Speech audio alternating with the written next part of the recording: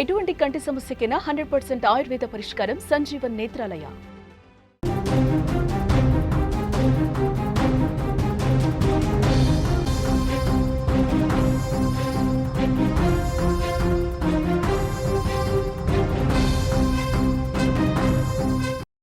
Breaking news చూస్తున్నాం. ఏపీలో సంచలనంగా మారింది ట్రిపుల్ మర్డర్ కేసు. భార్య, 2 పిల్లల హత్యపై దర్యాప్తు కొనసాగుతోంది. మృతురాలి ఉంగరాలు, సెల్ ఫోన్స్ మిస్ అయ్యాయి. నిందితుల కోసం పోలీసులు అన్వేషిస్తున్నారు. భర్తను ప్రశ్నిస్తున్నారు పోలీసులు. దొంగతనానికి వచ్చి హత్య చేశారా, తెలిసిన వారు చేశారా అనే కోణంలో దర్యాప్తు చేస్తున్నారు. శనివారం రాత్రి సామర్లకోటలో ఈ హత్య జరిగింది. ఈ ట్రిపుల్ మర్డర్ సంచలనంగా మారింది ఏపీలో. కాకినాడ జిల్లా సామర్లకోటలో జరిగిన తల్లి, 2 కుమార్తెల హత్యలపై మిస్టరీ ఇంకా కొనసాగుతుంది. వారి హత్యకు కారకులు ఎవరు, ఇంకా కారణం బయటకు రాలేదు. నిందితుల కోసం పోలీసులు అన్వేషిస్తున్నారు. సీరియస్గా దర్యాప్తు చేస్తున్నారు. సామర్లకోట ప్రభుత్వ జూనియర్ కాలేజీ వెనుక సీతారామ కాలనీలో ఈ 3 హత్యలు జరిగాయి. ఆ కాలనీలో నివాసం ఉంటున్న లారీ డ్రైవర్ ధనుప్రసాద్ భార్య, 2 పిల్లలు శనివారం రాత్రి కిరాతకంగా చంపబడ్డారు. హత్య జరిగిన సమయంలో ధనుప్రసాద్ డ్యూటీకి వెళ్ళిపోయాడు. నైట్ డ్యూటీ ముగించుకుని తెల్లవారుజామున ఆదివారం రోజు వచ్చేసరికి 3 కూడా రక్తపు మడుగులో పడున్నారు. ఈ హత్య ఎవరు చేశారు అన్నదానిపై క్లారిటీ రాలేదు. పోలీసులు భర్తను అదుపులోకి తీసుకుని ప్రశ్నిస్తున్నారు. ఎవరితోనైనా కలహాలు ఉన్నాయా, కుటుంబంలో ఏమైనా విభేదాలు ఉన్నాయా, అన్ని కోణాల్లో కూడా ప్రశ్నిస్తున్నారు. ఇదే విషయానికి సంబంధించి మరింత ఇన్ఫర్మేషన్ తెలుసుకునే ప్రయత్నం చేద్దాం. మా ప్రతినిధి అనుశ్రీ ఫోన్లైన్లో అందుబాటులోకి వచ్చారు. ఎస్ అనుశ్రీ, ఈ ట్రిపుల్ మర్డర్ కేసుకు సంబంధించి పోలీసుల దర్యాప్తు ఏ విధంగా జరుగుతుంది? భర్తను ప్రశ్నిస్తున్నారు కదా, ఏంటి, ఏమైనా లేటెస్ట్ ఇన్ఫర్మేషన్ ఉందా? రైట్పల్లి కాకినాడ జిల్లా సామర్లకోటలో ఈ దారుణ ఘటన చోటు చేసుకుంది. ఎవరైతే వివాహిత 2 పిల్లలు తమ ఇంట్లోనే దారుణ హత్యకు గురయ్యారు. సామర్లకోట ప్రభుత్వ జూనియర్ కాలేజ్ వెనకతల సీతారాం కాలనీ ఉంది. ఆ కాలనీలోనే మూలపర్తి ధనుప్రసాద్ కుటుంబంతో జీవిస్తున్నాడు. ధనుప్రసాద్ లారీ డ్రైవర్ గా పనిచేస్తాడు. అయితే ఆదివారం రాత్రి ధనుప్రసాద్ డ్యూటీకి వెళ్లిపోయాడు. అయితే సోమవారం తెల్లవారుజామున ఇంటికి వచ్చేసరికి భార్య కానీ పిల్లలు కానీ ఎవరూ నిద్ర లేవలేదు. ఆ టైంకి రోజు కూడా నిద్ర లేచి తలుపులు తెరిచే ఉండేవి. అయితే తలుపులు మూసి ఉండడంతో ఎంత కొట్టినా తీయలేదు. దీంతో ధనుప్రసాద్ కి అనుమానం వచ్చి ఏదైతే ఆ ఇంటి వెనక భాగానికి చేరుకున్నాడు. అక్కడ ఏసీ కూడా అప్పటికి ఆన్ లోనే ఉంది, పనిచేస్తూనే ఉంది. కానీ లోపల నుంచి ఎలాంటి సౌండ్స్ రాకపోవడంతో తలుపులు పగలగొట్టి లోపలికి వెళ్ళాడు. అప్పటికే ధనుప్రసాద్ భార్య మాధురి, అలాగే తన కుమార్తెలు 8 ఏళ్ల ఒకరు, 6 ఏళ్ల ఒకళ్ళు, జెస్సీ, ప్రైజీ రక్తపు మడుగులో పడున్నారు. ఇంట్లో భార్య, 2 చిన్నారులు విగత జీవులుగా పడి ఉండడంతో ధనుప్రసాద్ బోరున విలపిస్తూ బయటకు వచ్చి చుట్టుపక్కల వాళ్ళకి చెప్పడం జరిగింది. అయితే వారి మృతదేహాలను చూసి కన్నీటి పర్యంతమయ్యాడు. ఈ ఘటనపై స్థానికులు కూడా పోలీసులకి అప్పటికప్పుడు సమాచారం అందించారు. దీంతో ఎస్పీ బిందు మాధవ్ కూడా, స్పెషల్ డిఎస్పీ సత్యనారాయణ, అలాగే శ్రీహర్రాజు, సిఐ కృష్ణ భగవాన్ వీరంతా కూడా ఘటనా స్థలానికి చేరుకున్నాడు.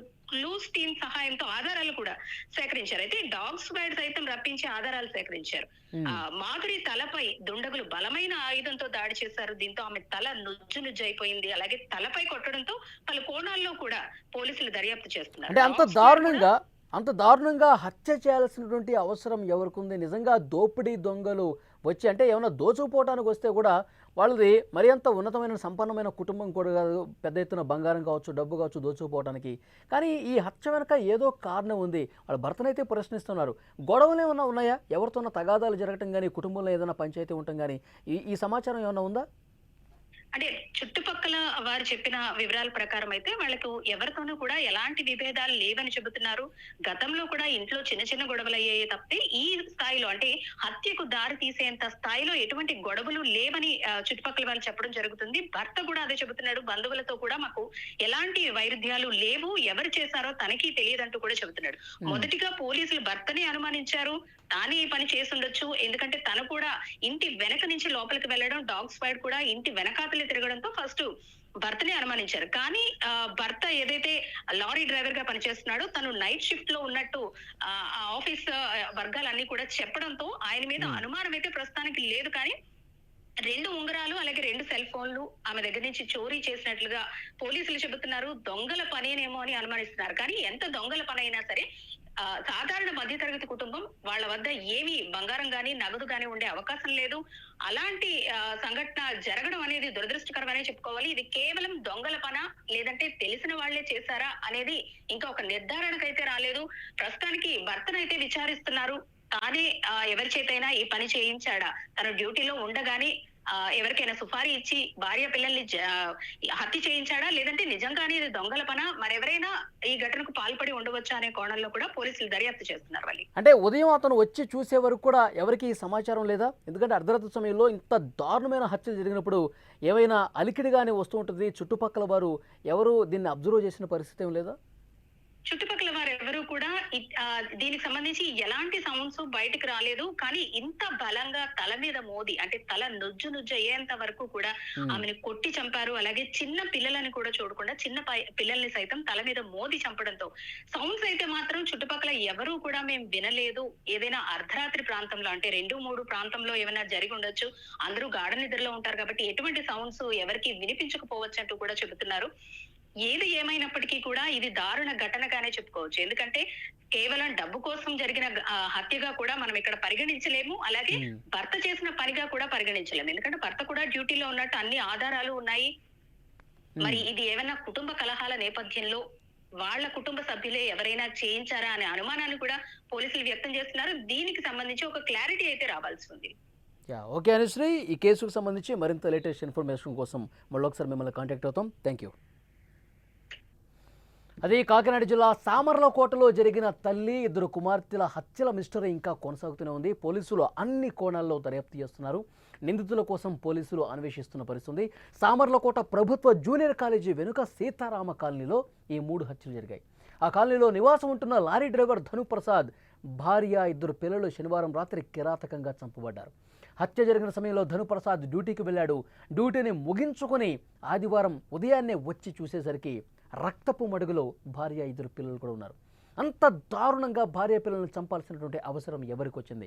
ఎవరికి కూడా ఇది అంతు పట్టని విషయంగా ఉంది. అర్ధరాత్రి సమయంలో ఇంత దారుణంగా చంపేశారు. అందరూ గాఢ నిద్రలో ఉన్నటువంటి సమయంలో ఇది జరగడం వల్ల చుట్టుపక్కల ఉన్నవారు కూడా ఎవరు కూడా గమనించని పరిస్థితుంది. డ్యూటీ ముగించుకొని ఉదయాన్నే ఆమె భర్త వచ్చి చూసేసరికి లోపల భార్య అలాగే 2 పిల్లలు రక్తపు మడుగులో దారుణంగా హత్య గావించబడి కనిపించారు. వెంటనే పోలీసులకు ఇన్ఫర్మేషన్ ఇచ్చారు. అయితే ఆ మృతురాలు ఉంగరాలు కావచ్చు, సెల్ ఫోన్లు కూడా మిస్ అయిన పరిస్థితుంది. అంటే ఉంగరాలు, సెల్ ఫోన్లు మిస్ అయ్యాయంటే దొంగలు చేసినటువంటి పనే అని చెప్పి ప్రాథమికంగా అనుమానిస్తున్నారు. ఆ దుండగులు ఎవరు, ఇంత దారుణానికి ఎవరు ఒడిగట్టారు, ఈ విషయాల్లో కూడా ప్రశ్నిస్తున్నారు. ముందుగా డాగ్ స్క్వాడ్ని తీసుకొచ్చి అక్కడ దర్యాప్తు చేసినప్పుడు, అక్కడ క్లూస్ టీం వచ్చి పరిశీలన చేసినప్పుడు ఇంటి వెనక భాగంలో కొంచెం ఎక్కువసేపు ఆ కుక్క తిరిగినట్టుగా తెలుస్తోంది, ఆ డాగ్. అలాగే ఆ భర్త కూడా వెనక నుంచి వచ్చి చూశాడు, తలుపు తెరిచి ఓపెన్ చేశాడు కాబట్టి అతని మీద అనుమానం వ్యక్తం చేశారు. డాగ్ అతని దగ్గరకు 2-3 సార్లు వెళ్ళింది కాబట్టి. సో ఆ తర్వాత పోలీసులు ఇంకా మిగతా కోణంలో కూడా విచారిస్తూ ఉన్నారు. అతను మాత్రం చాలా బాధపడుతూ ఆవేదనతో చెప్తా ఉన్నాడు, అసలు కలలో కూడా ఊహించలేదు ఇంత దారుణమైన ఘటన జరుగుతుందని చెప్పేసి. ఇక కుటుంబంలో ఏమైనా తగాదాలు ఉన్నాయా, వేరే వాళ్ళతో ఏమైనా విభేదాలు ఉన్నాయా, ఈ అన్ని కోణాల్లో విశ్లేషిస్తున్నారు. అలాగే దోపిడీ దొంగలు ఎవరైనా, దారినిపోయేటువంటి దొంగలు కేవలం దొంగతనం చేయటం కోసమే ఇంట్లోకి చొరబడి ఈ విధంగా చేశారా, ఇవన్నీ కూడా మరికొద్ది గంటల్లోనే తేలుస్తామని పోలీసు అధికారులు చెప్తున్నారు. మొత్తం అన్నీ నోట్ చేసుకున్నారు. దర్యాప్తు అయితే చాలా వేగంగా జరుగుతున్నారు. ఆంధ్రప్రదేశ్లో ఇదొక సంచలన కేసుగా నమోదైంది. ఎందుకంటే అర్ధరాత్రి సమయంలో ఇంట్లోకి చొరబడి 3 ఒకేసారి చంపటం అనేది చాలా దారుణమైనటువంటి విషయం, బాధాకరమైన విషయం. పోలీసులు అన్ని కోణాల్లో నిష్పక్షపాతంగా విచారణ చేసి మరికొద్ది గంటల్లోనే ఆ నిందితులు ఎవరైతే ఉంటారో వాళ్ళని పట్టుకుంటామని చెప్పి పోలీసులు చెప్తా ఉన్నారు.